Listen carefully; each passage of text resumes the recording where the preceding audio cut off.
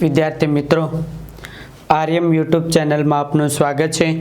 आज આપણે standard 11 unit 8 read 1 ના વોક્યુબ્યુલરી વિશે માહિતી મેળવીશું। તો જોઈએ આપણે અહીંયા તમને આપેલા છે, બરાબર। અહીંયા તમે જોતા રહેજો કે કઈ રીતે આપણા વોક્યુબ્યુલરી મીન્સ કે જે સિમિલર વર્ડ આવે છે એના મીનિંગ પણ આપણે જોતા જઈએ। તો યુનિટ 8 રીડ 1 ગેટિંગ રેડી। तो एब्स्ट्रेक्ट એટલે કે અમૂર્ત તો આવશે નોન ઓબ્જેક્ટિવ।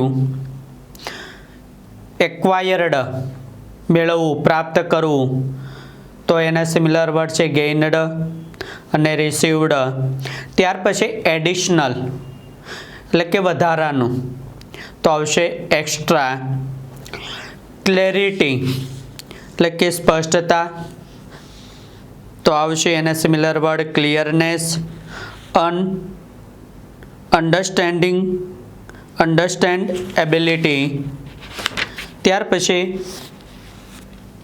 क्लेबरेशन क्लेबरेशन એટલે કે સંયુક્ત પ્રયાસ, સહકાર, જૂથ કાર્ય અથવા સાહચર્ય, તો એનો સિમિલર વર્ડ છે કલેક્ટિવ એફર્ટ। કોન્સિક્વન્સીસ એટલે કે અસર, પરિણામ, તો આવશે ઇફેક્ટ્સ અને રિઝલ્ટ્સ। ત્યાર પછી કોર્પોરેટ જૂથ કે નિગમની માલિકીનું, તો રિલેટિંગ ટુ અ કોર્પોરેશન અથવા રિલેટિંગ ટુ બિઝનેસ। ડેટા મૂળભૂત માહિતી, તો બેઝિક ઇન્ફોર્મેશન। डिजायर्ड इच्छित, तो आवश्य वॉन्टेड। डिटरमिन डिटरमिन नक्की करवू, तो आवश्य डिसाइड। एम्प्लॉई तो के कंपनी के संस्थानो कर्मचारी, तो आवश्य worker. One who serves for a company और ऑर्गेनाइजेशन। त्यार पछी एम्प्लॉयर तो के नौकरी में राखनार, तो the person who hires the workers. Enthusiasm enthusiasm એટલે કે ઉત્સાહ અથવા ઉમંગ, તો આવશે ગ્રેટ एक्साइटमेंट और इंटरेस्ट। ત્યાર પછી છે ઇક્વિપમેન્ટ એટલે કે સાધન અથવા સરંજામ, તો આવશે એપેરેટ્સ અથવા પ્રોવિઝન્સ। એક્ઝોસ્ટેડ તો કે અતિશય થાકેલું, તો આવશે greatly tired. Fatigued, very tired, no energy left to do. ત્યાર પછી एक्सट्रोवर्ट एक्सट्रोवर्ट એટલે કે મિલનસાર, તો આવશે સોશિયેબલ। ત્યાર પછી ફેક્ટર એટલે કે પરિબળ, તો આવશે એમિએબલ એમિએબલ। રિઝલ્ટિંગ કોઝ પછી ફ્લેક્સિબિલિટી એટલે કે વાળી શકાય તેવું અથવા લચીલું, તો આવશે બેન્ડેબલ અથવા ઇલાસ્ટિક। ફ્લુઅન્સી એટલે કે પ્રવાહિતા, તો આવશે અને સિમિલર વર્ડ છે ફેસિલિટી અથવા ફ્લુડિટી ફ્લુડિટી। પછી ફ્રીલેન્સ સ્વતંત્રપણે કામ કરનાર, તો આવશે એક્ટિંગ ઇન્ડિપેન્ડન્ટલી અથવા સેલ્ફ એમ્પ્લોયડ।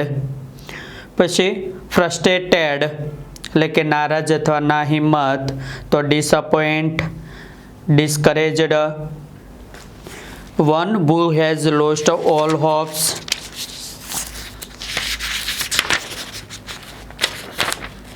ત્યાર પછી ગ્લોબલી એટલે કે વૈશ્વિક, તો આવશે વર્લ્ડ વાઇડ। આઇડેન્ટિટી એટલે કે વ્યક્તિત્વ અથવા અસ્તિત્વ, તો પર્સનાલિટી અથવા એક્ઝિસ્ટન્સ.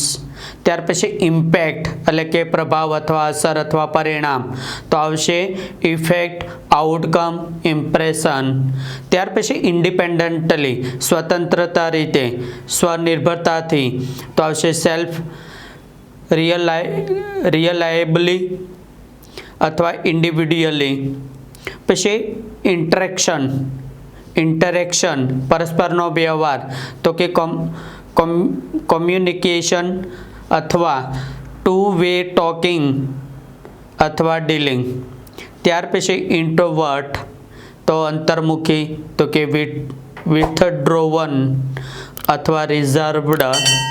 પછી ઇન્વેન્ટરી સંશોધન માટેની પ્રશ્નોની યાદી, તો કે set of questions for research.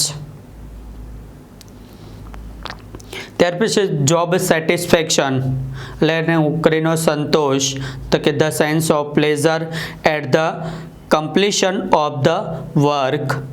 પછી પર્ટિક્યુલર ચોક્કસ અથવા ખાસ, તો સ્પેસિફિક, સ્પેશિયલ અથવા પિક્યુલર. પોલિસી કાર્યપદ્ધતિ, નીતિ, તો આવશે plan or course of action. Prefer પસંદ કરવું, તો કે ચૂઝ અથવા સિલેક્ટ. પરસ્યુ એટલે કે અનુસરવું, તો આવશે ફોલો. પછી રિફ્લેક્શન એટલે કે સંબંધિત વિચારણા અથવા પ્રત્યાઘાત, તો આવશે કન્સર્ન્ડ થિંકિંગ અથવા કોન્સન્ટ્રેશન થિંકિંગ. ત્યાર પછી રિસ્ટ્રિક્શન નિયમ અથવા મર્યાદા, નિયંત્રણ, તો આવશે રૂલ, રેગ્યુલેશન, લિમિટેશન. રૂરલ એટલે કે ગ્રામ્ય અથવા કે ગામડાને લગતું, તો આવશે રિલેટિંગ ટુ અ કન્ટ્રી અથવા જે આપણે વિલેજ કહીએ છીએ. પછી સ્પોન્ટેનિટી સહજતા, સ્વાભાવિકતા અથવા અનૌપચારિકતા, તો આવશે અ કન્ટ્રી. કેઝ્યુઅલનેસ અથવા નેચરલનેસ અથવા ઇન્ફોર્માલિટી. સ્ટ્રેટેજી વ્યૂહરચના, તો આવશે પ્લાન ઓફ એક્શન અથવા પ્લોટ. પછી સરાઉન્ડિંગ્સ પર્યાવરણ અથવા આસપાસની સ્થિતિ, તો કે લોકેશન, એન્વાયરમેન્ટ. ત્યાર પછી ટેલિકોમ્યુનિકેશન, તો કે તાર અથવા ટેલિફોન અથવા રેડિયો દ્વારા જે દૂરનો સંદેશા વ્યવહાર કરતા હોય એને કહીએ આપણે ટેલિકોમ્યુનિકેશન.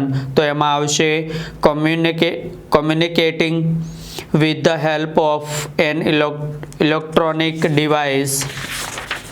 ત્યાર પછી ટેલિકોમ્યુનિકેટિંગ બરાબર સંદેશા સાથે જે સંકળાયેલા હોય એવા નોકરી કરતા વ્યક્તિઓ, તો કે jobs related to communicating with the help of electronic device.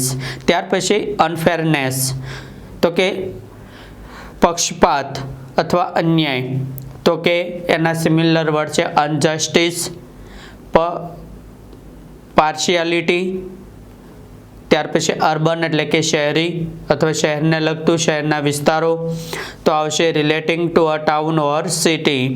પછી વેરેજ, તો કે વસ્તુની સ્થિતિ જોતા અથવા ની સાથે સરખાવતા, તો કે ઇટ બીઇંગ્સ ધ ફેક્ટ ધેટ.